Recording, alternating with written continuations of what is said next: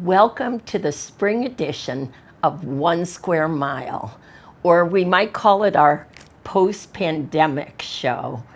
Today we spoke to several of our merchants, a real cross-section, to see how they survived through the pandemic and what they have in store for the future. You'll see our friend Sue Piper from Silk Road, Vivian Hoffman from WIM, Maureen Bishop from Wamras. And then we talked to them about getting through a tough time. And honestly, they're going to tell you it was thanks to all of you, the support of this village that has brought them kind of to see the light at the end of the tunnel. And then two other very hopeful stories are new initiatives during the pandemic. Our friend Spencer Pingle, village resident, is opening La Casa, a farm-to-table Mexican restaurant in the old Blue Moon space. And then we had our trustee, Helen Knapp, and head of our Green Committee, Ellen Edwards, talk about all the initiatives that they kept going and alive during the pandemic. I think you're going to find this show very hopeful and very uplifting. So come along with me. Many of you know where I'm sitting, outside the former Blue Moon Mexican restaurant on Sagamore Road. And I'm here now with a new homegrown restaurateur, Spencer Pingle. And wait till you see what Spencer has in store for this location on our Sagamore Road. Spencer, it's so great to have a villager want to just put his real stake in our village and do something quite wonderful for all of us. Tell me a little bit about your Bronxville experience. Sure, it's delightful to be here, Mary, and very excited about this venture. We've been longtime residents, as you know, and very thankful for your long service as well. We moved here in 2003. We've been here for 18 years. Our three children, went to the elementary school, middle school. Son graduated, etc. So I've been active with the school, active with the sports, and it's been a fantastic town for us, so it's been great. And I know your wife Gretchen has been a wonderful addition to the Village Green Committee. Yes. So she's helped on my side of the street right, as I know. well. Yeah, she's very passionate about that. So I know you retired from Colgate after 30 years career there. And how does one segue from Colgate to a Mexican restaurant? So it was interesting. When I was sort of last year, kind of coming up to my retirement date, I was thinking about different possibilities, and the one thing I knew was I wanted to do something totally different. And so I had a few different ideas. The restaurant idea initially was kind of my wild card idea. I didn't think I would do it. Everyone says it's a crazy business and it's very difficult, et cetera, et cetera. But I just kind of went through a process of meeting other restaurateurs and learning about the business, and really this opportunity to purchase this location in Bronxville, it just all came together, so it was kind of, I think, meant to be in a certain way, because the stars just all aligned and this was my path forward. Oh, and we're so lucky. And of course, the total buzz is that you were able to get people from the world-acclaimed Stone Barn Yes. to come down and be part of your restaurant team. Yeah. How did you manage that? Well, I have to thank my wife Gretchen for getting that started. She's up at Stone Barns every week. She does the box program with the vegetables and is very involved up there. So she's gotten to know some people. And it turned out that the woman that ended up becoming our executive chef had reached a point in her time there where she was ready for her next opportunity. She had been there for 4 years and worked as sous chef under Dan Barber there. So Wow. I started talking with her, and my idea just kind of meshed perfectly with what she was looking to do. And so that was the first piece. And then once she was in place, then she had a couple of other friends that also got very excited about the opportunity, and in particular the head bartender, Julio Enriquez. I kind of think of them as kind of a team. You know, she's just an amazing chef and really passionate about the whole farm to table concept that we're bringing here, and he does the same thing on the cocktail side. So all of, you know, fresh, taking advantage of fresh ingredients and freshly made drinks and craft cocktails. So they're kind of the core of the what we're building here, and I've also got an outstanding general manager that I've hired as well. So we've got a really, really strong leadership team. Oh, I can, and I have to show because it's so beautiful. Julio made us a non-alcoholic beverage on this warm day, and it is heaven sent. Rhubarb, pineapple. I wish you all could taste it. It's that good. But tell us, because people are asking me big questions. Most important, when can they come here? And then, you know, honestly, the other question is, how is it going to be different from the Blue Moon menu and the Blue Moon experience? Right. So first on the opening, we will be open on a limited basis June 16th and outdoor fully open June 23rd. So our outdoor dining, which we're sitting in now, will be available as of June 23rd. We hope to have the renovation inside completed by the middle of July, and then we'll be, you know, that'll be our official grand opening when we have the indoor opening. In terms of the menu and the food and the drinks, you know, I think the only thing that's somewhat in common is we both are within the Mexican sort of concept of food. Right. But this is really farm-to-table Mexican, which is a little bit of a new concept. So everything is freshly made in-house. You know, Blue Moon relied heavily on kind of prepackaged and, you know, that sort of thing. And more of a Tex-Mex type of menu. Right. So just maybe a few examples. Our tortillas we make here. So we bought a pallet of heirloom corn. We can take a look at it. It's in our walk-in fridge now. And the corn is cooked. It sits overnight to soften. It's ground. We have our own molino on site, so we're grinding our own corn, and we're making tortillas directly from corn, not from flour. Wow. Now obviously every Mexican restaurant has tortillas, but the way our tortillas are made is totally different. The ingredients that we're using are totally different, and they're delicious and they're healthy and they're wonderful. So it's the real deal. It's the real deal. It's the way, you know. Yeah. I mean, there are places you can go, but it's so, you know, it's not the easy way to go. It's a very difficult process, but that's what we want to do. We want to make it the right way, the authentic way. And I noticed you're completely redoing the inside. It's Yes. going to be a completely different restaurant, both menu-wise and physically, it Yes. appears. Yeah, we really want it to be nice. You know, my feeling, and one of the things that I was excited about bringing to Bronxville is another really nice restaurant. You know, we have some of those, but I think there's room for more, and just giving people some more choices in terms of nice places to go. And quite honestly, selfishly, I mean, Gretchen and I would most often go to the city on a Saturday night because that's just where the places we wanted to go were located. And I think to have a place in town, I mean, I love the idea, I know you've been talking about it, of being a walking town where, you know, people can walk and have dinner here and take a nice walk home. I love that concept. So that's what I'm trying to do. I'm trying to create something really special that people will be excited to come here and stay in town and not feel like they always have to go to New York City to have a good meal. There is such room for a farm-to-table Mexican in the village, and I think you're really filling a niche, a gap, and it's just wonderful synergy because people do come to Bronxville for dining, and they walk around, and you are just going to be such an addition. Can people have? Is there going to be catering at some point? Can people have a birthday party here or one of the famous things in Bronxville is having a book club meet at a Right. restaurant. Will you have space for those kinds of experiences as well? Yeah, so absolutely, that's part of our vision for what we want to do. We're a little bit limited with our outdoor dining because of the space constraints, and obviously we need to have the 4 feet path on the sidewalk, etc. So we can handle parties up to 6 people with our outdoor dining. Right. Obviously, if we have 2 tables next to each other or something like that, you could have a larger group.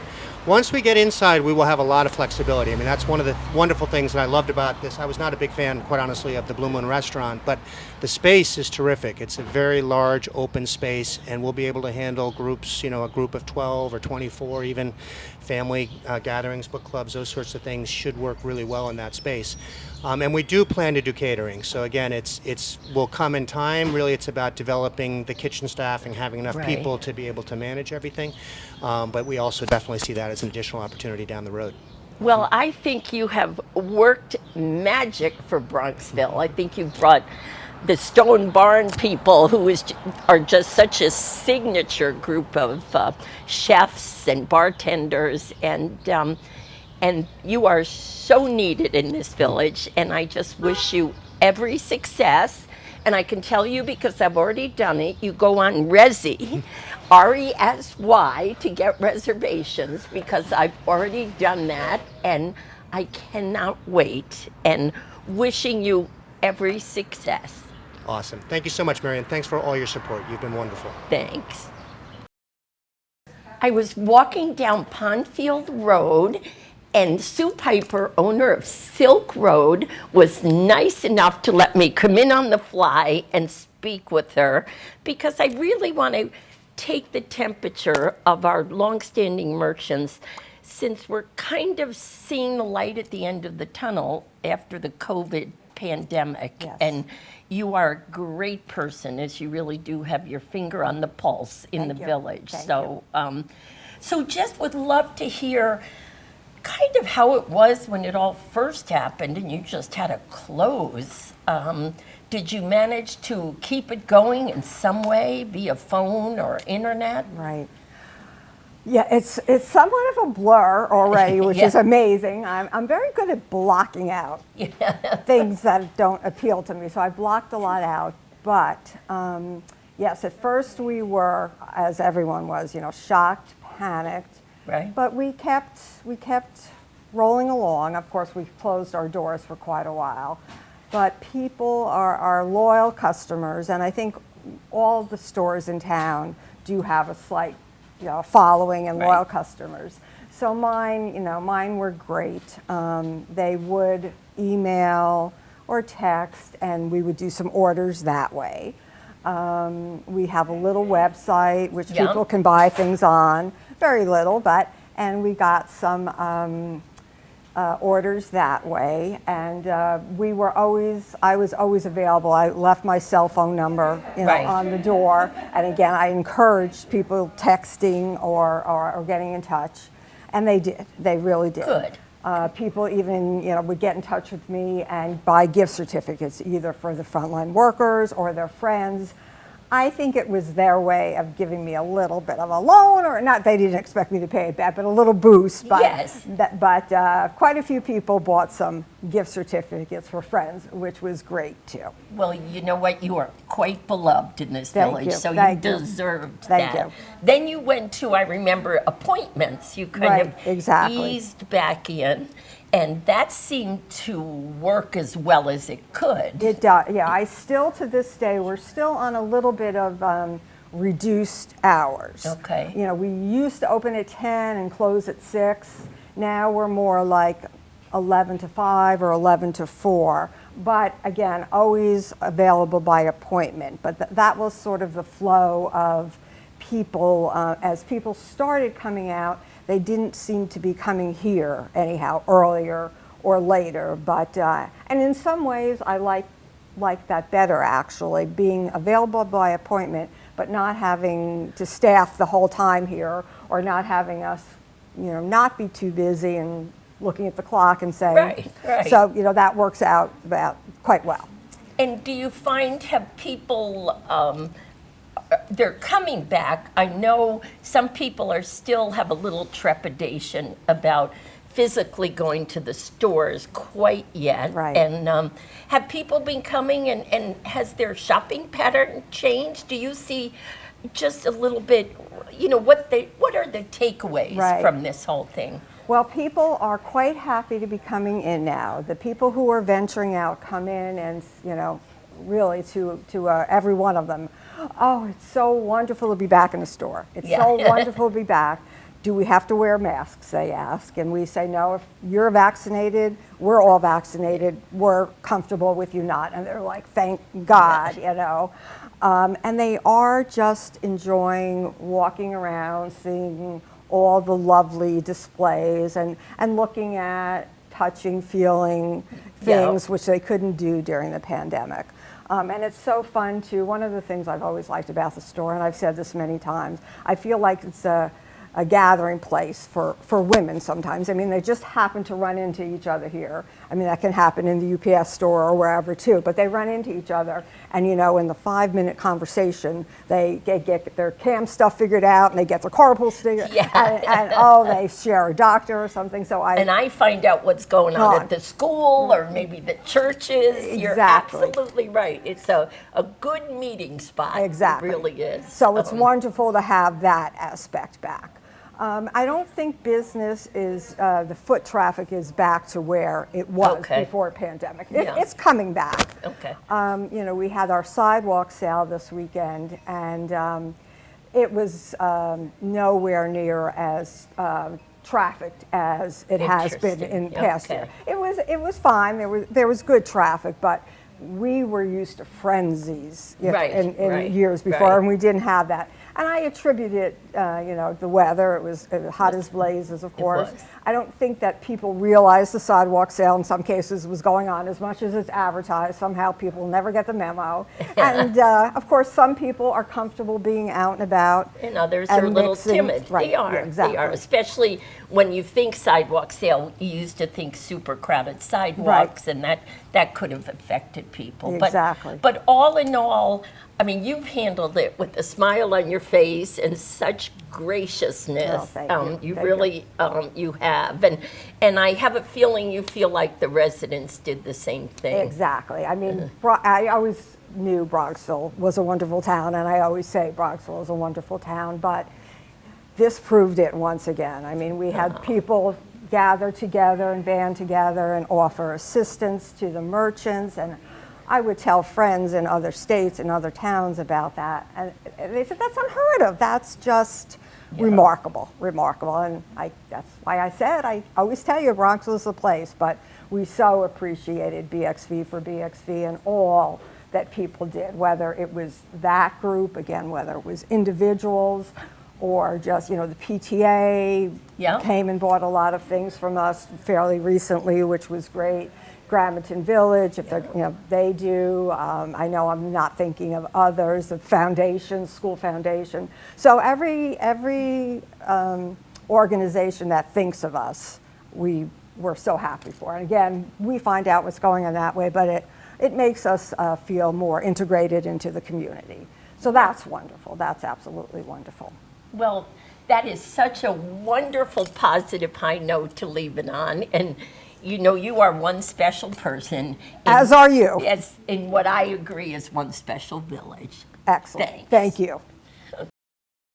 I know all of us were home many, many nights on end, and I think we could say we got in more reading than the norm. And I hope whatever books you read, you bought right here in Wamraz. Hi, Maureen. How are you? Nice to see you. Good Thanks to for coming. A pleasure to see you. This is just a wonderful place to come. So surrounded by books, I couldn't think of anything better. We feel exactly the same way. Yeah. So how did you cut to the chase? How did you survive this whole pandemic year? Yeah, it was a challenge, no question about it. We actually just got our website really up and ready for e-commerce pretty much the day before we had to close. The timing was almost, I was on the phone with the people going, come on, we've got to get this going. And we basically, almost literally the day we had to close. And so we basically began a much more robust e-commerce component, which is continuing. Right. I would say it's slowed a little bit since the pandemic because people can now come in, but we sold a lot of books online. We urged people to order via phone or through email and come and pick up at the store, so-called curbside, where I hand it outside the door. And the last thing we did, which was really interesting, was delivery. Yes. And we basically promised free delivery to anyone inside 3 miles of the store. And it gave me an opportunity to, my biggest night was 16 deliveries. I had 2 nights where I did 16 deliveries. Maybe one of them was me. I did a couple to the good mayor, yes, over there in, what's the name of the... Eastbourne. Eastbourne. Yeah, Okay, Eastbourne. Yes, you did. And it gave me a chance to see, I've lived in Bronxville myself for 17 years now. Wow. And there were neighborhoods that I had never set eyes on. See? And it was wonderful to get a chance to see all these fabulous neighborhoods. But so we delivered, we did online, we took it over the phone. Whatever we had to do, we basically sold books. And obviously we didn't sell as much as we did when the store was opened, but we hung in there and we did well enough. We got a wonderful break from our landlord, who cut our rent in half during the months that we were closed. The federal government, the SBA, right. I don't know, this is not something I've seen discussed, but if you had a Small Business Administration loan, they paid it for 6 months, not deferred it, paid it for 6 months. So between that savings, the rent savings, and the sales we were able to do, we hung in there. We lost some money. I'm sure everybody lost some money. Did you feel like you had village support, though? Tremendous village support. I'm Good. so grateful. I've expressed it many times. I'll do it again. The community was really wonderfully supportive. And one of the best things that came out of it was that we went through it together. So it really became it made it our store in a way that Gina and Wanda, the former owners, wonderful people. They were here for 35 years. You know, you got new people in there. It takes a while to kind of get adjusted. This really bonded us to the community because we went through this together, and they wanted us to survive. We wanted to survive. And it gave me an opportunity to certainly talk to a lot more people than I would have, because I was forced to run it by myself when we were closed. It was just me in here. By my door closed, picking up the phone, the phone was ringing off the hook. And it gave me an opportunity to really connect with people in a way that I'm sure I never would have been able to under normal circumstances. I was at their homes, they'd greet me at the door, whatever it was. It created, I hope, a sense of this store as a community store, which is really what I want it to be. Right. Now, what were you delivering? What were they reading? Different things or the norm? I would say the norm plus. I mean, there certainly were books that I would say were more escapist than perhaps might otherwise be the case. We wanted something to take our mind away from all this. I had a customer who loved The Gentleman in Moscow, the novel The Gentleman in Moscow, so very much. It's by Amor Towles. Yeah, I read lovely, that. beautifully written book, that he bought 17 copies and had me send them to 17 of his friends because he thought this was the perfect book for the shut-in, because the character, you may recall, is basically sentenced to spend his days in this lovely, elegant hotel in Moscow. He can't leave the grounds. And so we were all kind of shut in to some degree. He thought it was the perfect book. We put a note from him with every book, and we sent out 17 books. So I wish I thought of that. That was kind of, that was the ultimate pandemic book, I would say. I know I stayed away from kind of the dystopian things. I just felt like my world was a little dystopian enough. Yeah, we were living exactly. Just pretty I mean, if you wrote a novel with the pandemic in it, people would say that's a dystopian novel. Exactly. Absolutely. Yeah, exactly. Yeah, no question. So now that we're seeing the light at the end of the tunnel here, very much so. What do you hope? Where do you want the bookstore to go? In what direction? What would you like to see? I know we're sitting in this great spot here that you've added a little reading room of sorts. The main goal, I would say, is to enhance in people's mind the sense of this location as a community place. Not just a place of commerce, and I get that. Obviously, commerce is important. but a place where you can gather, where you can come in and sit down, where you can look at a variety of books. Maybe sit and have we've had people, it's not my ideal, but people just come in and sit and have a conversation. Right. Not even buying anything. That's okay, that's fine. I want people to feel like this is a destination. Right. And certainly one of the things we wanted to do before the pandemic, and that I feel even more committed to doing since, is holding events here. So if we could get an author event in here, if we could maybe just hold an event where we just talk about new books. I'd love to have people say, here's 5 books I want you all to take a look at, and do that on some kind of a regular basis. I'd love to host a Wamreth book group here where, let's pick a book and come on in. We'll got to get some folding chairs. It's a purchase I need to make, so we'll have enough room to actually get some people in here. But why not have a Wamreth bookshop club? Love the. And aren't you reviewing books already? Don't forget to mention your new field. Yes, I'm reviewing books for my hometown Bronxville. I've done a couple for them, and I'm not sure how many I'm going to do, but they'd love me to do as many as I can. The new Bronxville Living magazine I'm doing for, and if you go to our Instagram page, which we've certainly put a lot of work into over the last year, we've gone from 300 people to well over 1,000 now. Nice. You'll see that I have there on the Reels section of Instagram, I actually do some video reviews myself, just sort of where I'm sitting here with 30 seconds to tell you why I think this is a book you should buy. We're just having wonderful connection with the community. I did want to mention the project we did with the Junior League here in Bronxville, who basically came to us and said, we want to raise money to purchase books for an organization called, I believe they're called Bundles of Joy.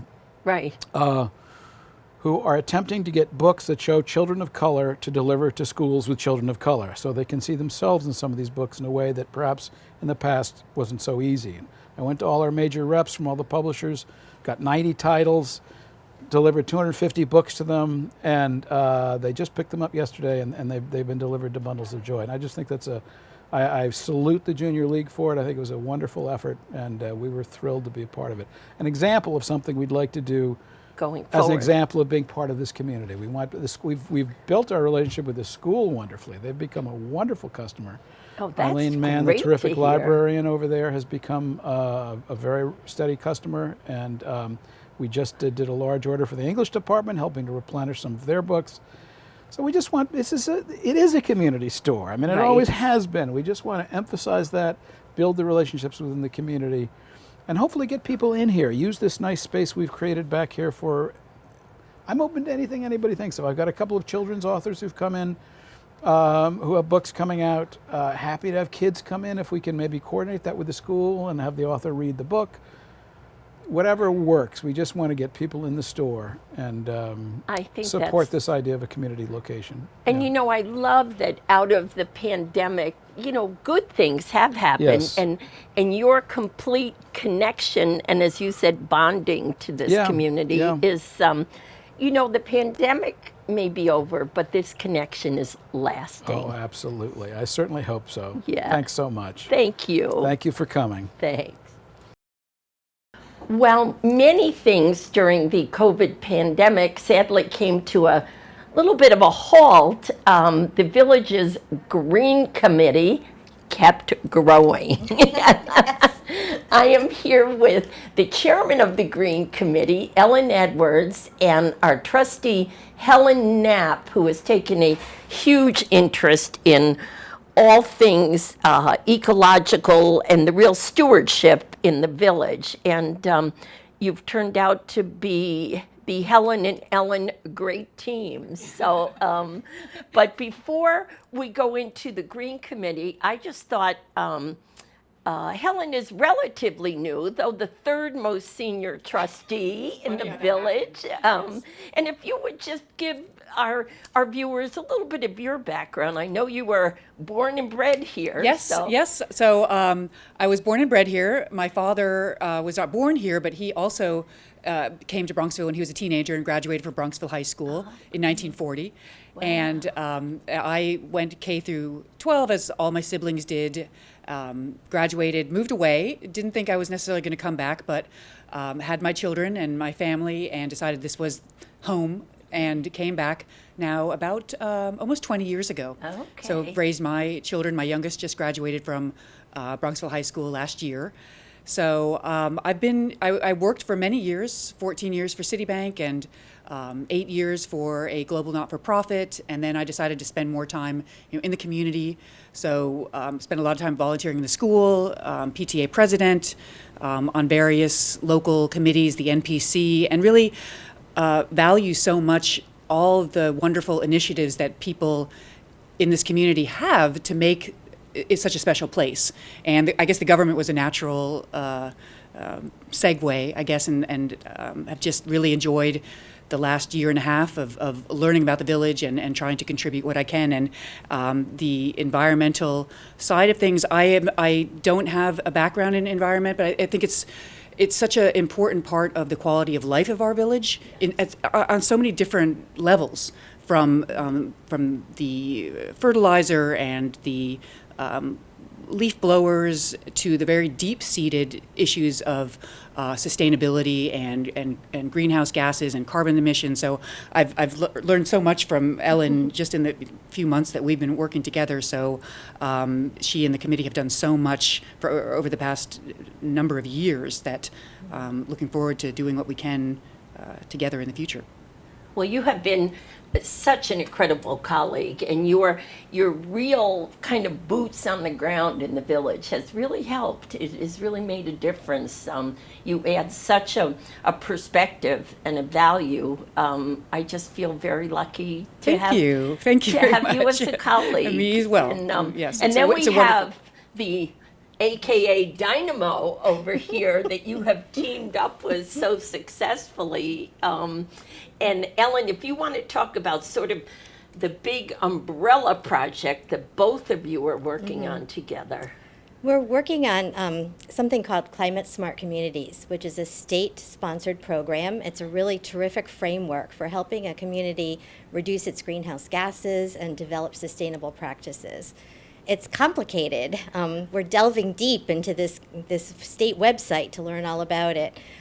This town has already registered us. The trustees had to pass a resolution to make that happen. We formed a task force. We have a coordinator. And now our goal is to earn 120 points by taking action steps, and that will win us bronze certification. So it's a complicated program. We're really eager to get going. We think we have done many things already in the town, and we're hoping to get credit for them over the summer and then launch some new projects in the fall. One of them, I hope, will be food scrap collecting, which we've been working on for a long time. But there's many others that we can also get credit for and new initiatives that are going to be exciting. So we're looking forward to that. We're sort of getting our ducks in the row. We're hoping to work with interns this summer who could really help us with the inventory of greenhouse gases for the village and for the for the government buildings. And that would be really great because that's a really tough part of the whole thing. Right. So that would be a great start. Yeah. So, and I think the Green Committee is involved in many other projects, but all of them can feed into Climate Smart. So all of our initiatives in one way or another might earn us points toward Climate Smart bronze certification. So things like the Giving Garden, Right. that's an long time ongoing program. We're hoping to still raise another 200 pounds of vegetables this summer. Take Back Day is another great recycling program that's ongoing. We just had our last one last Saturday. And then new initiatives like the Pollinator Pathways, which is one that's dear to my heart. This is something that I had never heard of before, but what it tries to do is, we have this huge problem with pollinators. Their populations are crashing, and we Yeah. really need them. They're absolutely vital to the health of our ecology. And so what this seeks to do is ask three things of residents. Don't use pesticides, plant native plants, and if you can, mulch some of your leaves and leave them around the planting beds because that's where the pollinators hibernate over the winter and where they lay their eggs. And that can, give them the full habitat for their full life cycle that they need. And then the idea is that if every little resident adds a couple of these native plants to their garden and follows these steps, we could build a pollinator pathway by linking all these residential yards and then some public spaces to form pathways that the pollinators can follow. So that can be really exciting. And people love to garden, so that has, a lot of people in town have shown a lot of interest in that. I was going to say that really seems to have caught on. Yeah. And again, I know you both have collaborated on. Helen takes such an interest in quality of life issues in the village, and Right. and the whole issue of gas-powered leaf blowers. Yeah. Helen started a lot of research because our neighbors in Larchmont are going to ban them completely starting next year. And I know you both have been doing your homework as to what other communities have been doing. Is there a compromise, or how do we acknowledge everybody, be respectful of everybody's interest, but at the same time improve the quality of life? Yeah, it's a thorny issue, and as I've looked into it, I feel like I know more about leaf blowers than I never thought I would. But it's a thorny issue that comes up in municipalities over and over again. And as the technology changes, I think it gets raised again. And as people were working from home, they became more aware of the noise and pollution of leaf blowers. So we're preparing a talk that it's gonna be part of a public presentation, public meeting next Monday on the 14th, that I'm excited about. And we've got big reports gathered. We've got every kind of information you can think of about sound levels and pollution levels, and what are some of the alternatives. We've done surveys of the community and of Bronxville registered landscapers that revealed some really interesting things. So all of that you can hear at the public meeting on Monday, which would be really exciting. I know, Helen, you collaborated with Ellen, and I also know you kind of dug deep, kind of took this on from the trustee level and kind of galvanized us to revisit the issue. Yeah, I think a couple of pivotal things started happening at the same time, because we've been getting complaints for many months, but they Yes. all started accelerating during COVID, when so many people were home, about the leaf blowings and how loud it was and the health effects. So we started looking at some of the other municipalities that had started instituting bans, and learned a lot from what they did successfully and what we thought they could have done better. And then having the Green Committee with all their enthusiasm around talking to the other communities and gathering the research and talking to the landscaping, which I don't think any other community has done as much as Ellen and the Green Committee, to really make sure that we're involving all our community partners. We're not trying to impose anything on anybody. We're really trying to gather information, listen, understand what is driving the landscapers and what the concerns of the community residents are. So I think it's going to be, once the presentation happens next week, we'll have some alternatives and some options available for us, and then we can decide as a community, based on more input from residents over the next few months, what makes most sense and how we can phase it in a way that gives people and landscapers time to respond. I think, frankly, the model that you two worked off of is the model of making any changes in a community, is making sure you listen to everybody, do the research, and then there's a lot of different constituent groups that wanted to be heard. So, Absolutely. So thank you. I just have to say, the Green Committee, it's got 20 plus people. You two have teamed together and just really, I can't resist saying, this is what happens from a grassroots effort.